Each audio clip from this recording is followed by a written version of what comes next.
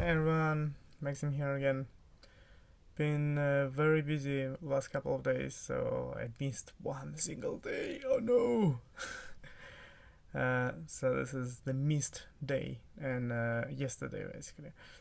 Um, Yesterday was kind of weird day with a lot of interesting stuff happening. One of highlights was the floating. So if you have not experienced floating, it's when you get put in isolation tank, a saltwater isolation tank, with no light, no sound, and it's just a saltwater there in which you literally float.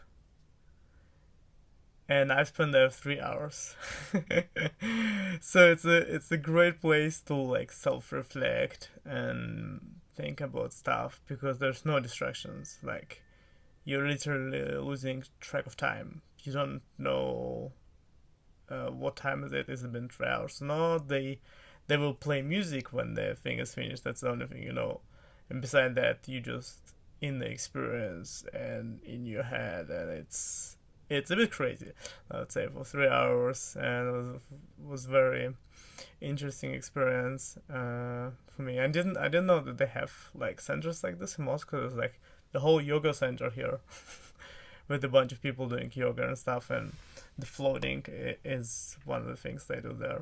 Apparently, it's like a cheat way for what Buddhist monarchs they do this for like 20 years to meditate and being able to see it and just be like present in themselves and completely isolate themselves from surrounding and not hear or not feel anything, just be like.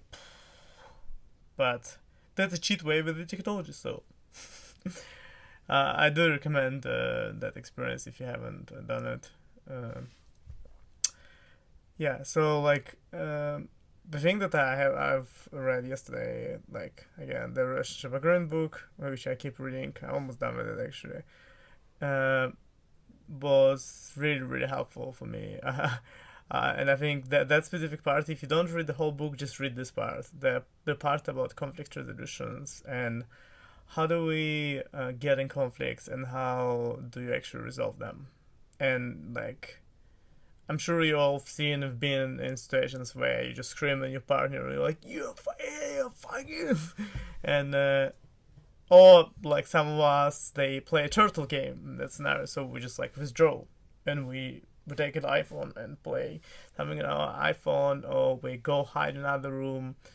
It depends on you going in a fight or flight mode, or um, uh, yeah, those two. There's another third one, but I forgot. Oh, freeze. Yeah, some people just like they just lose it. Like they're not there. Like it's not they don't exist at all. Like when you have an argument with them, they're like looking at you, but they are not there, which is kind of creepy when you if you've met people like this. It's weird. I have, and it's not nice. But like all those responses, they are based on a primal brain response. Because what happens when you are in a relationship, you expose yourself to a partner, you expose your wounds, you tell them about your childhood, you tell them about your previous partnership, and then those wounds they let unconsciously your partner hurts you and pokes you in those wounds, not intentionally, but because he subconscious knows about those wounds. It knows that, if I do this, I can actually hurt him. And in a moment when subconscious takes control, it does it. And then we get mad at each other, we scream, we slam the doors, uh, we do all the stupid things which we regret. But um, the big thing they have in the book is that they have a procedure for this. So they say if you feel like your blood pressure, it's all about the body response, right? So you actually feeling like it depends on like it's your personal feeling. Like for me, for example, when I feel angry and frustrated and like I'm like my jaw starts hurting. Like this whole area, it just like gets very sore suddenly. So that's my like a signal. Now, like whatever conversation we're having or whatever we're doing, we need to stop. So they suggest that you communicate a signal for that. So you like they're doing this as a timeout, for example, and then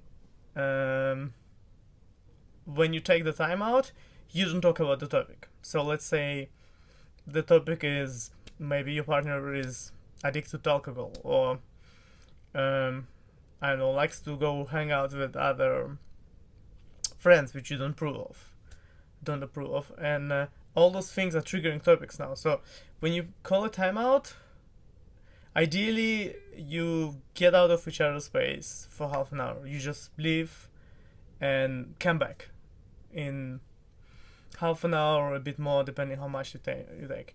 And that's where you need to take a self-care. That's where you need to know what do you need to take care of yourself. And this will depend on you. This will, like, I know that for me, I would need to dance the heck out of it, and then exercise and eat is like probably one common thing is eat if you're hungry. Don't argue if you're hungry. Never argue if you're hungry, because your, your primal brain is like, this person is between me and food, I need to destroy them.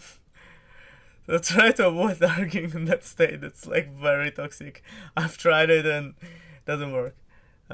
So you go have some food, chill a bit, write in a journal, run, dance, do whatever you need to take care of yourself.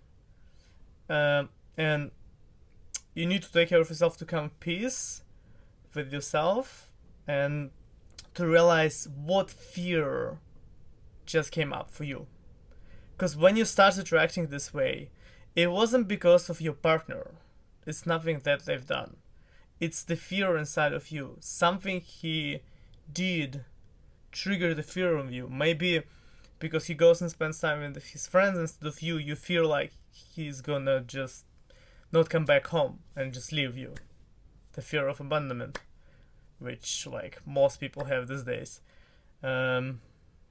Maybe when your partner is addicted to something like a substance abuse, and then they come back home, you worry that they're just gonna not come back home, or go to someone else home and then come back to you and be like, hey, everything was alright, I just had like, and then you smell a lipstick on them, not lipstick, deodorant or someone, or I don't know, whatever people smell, perfume, I guess. That's infidelity, fear of infidelity. So all that, to define the fear, is what helps you to move it from subconsciousness into your conscious mind. And after you did this, write it down, figure out what is the fear which came up for you, and when you come back to talk with your partner, and presumably they have found their own fear, then talk about those fears first. Don't talk about the argument that you have, but talk that the feeling which came up for you is that you feel like you feel that they're gonna just leave you because they hang out with your friends and they don't ever spend time with you, and you have this fear which just came up, and like this is why you reacted that way. And when you transition this conversation from here, where I was like into a conscious mind with understanding of I'm a human being, I have fears. When they come up, I overreact because that's what my reptile brain does. It knows how to run, how to fight, and how to freeze to pretend that I'm not here. When you move from that to your consciousness, that's when you can actually have a conversation. And when you're having a conversation again, make sure to feel into your body, to feel how is your body responding. And if it again starts to respond in that way, then call it timeout again. And until you can actually have this conversation, they have a bunch of links on the dialogues tools like nonviolent communication. I think one big one I would definitely recommend, and Imago Dialogue from Hendrik's book, Getting the Love You Want. That's really a good one too. They just talk about like how do you have difficult conversations like this with minimum triggers from your partner. It might still trigger them, but there are certain words that you say and the way that you say it which help them to be less triggered. And one last part there, which for me was especially relevant because that's what I had in my last relationship is the when you're in an argument, if your response is flee, often enough, the thing which comes up in your mind is flee completely, which means that you will literally tell your partner, I want to end our relationship because we're having an argument.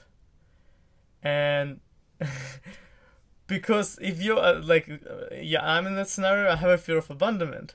So for me, that triggers me, and that starts the crazy spiral of like, oh shit, we triggered each other and we're going crazy there. Then you have two reptiles being like, so to avoid this, if your response is flee and you know that, determine what your response is.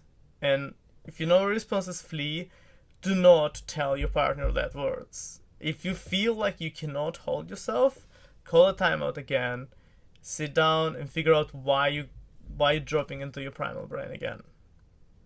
Because you can only have triggering conversations from conscious mind, from love and compassion and understanding that you both are human beings. You're not trying to hurt each other intentionally.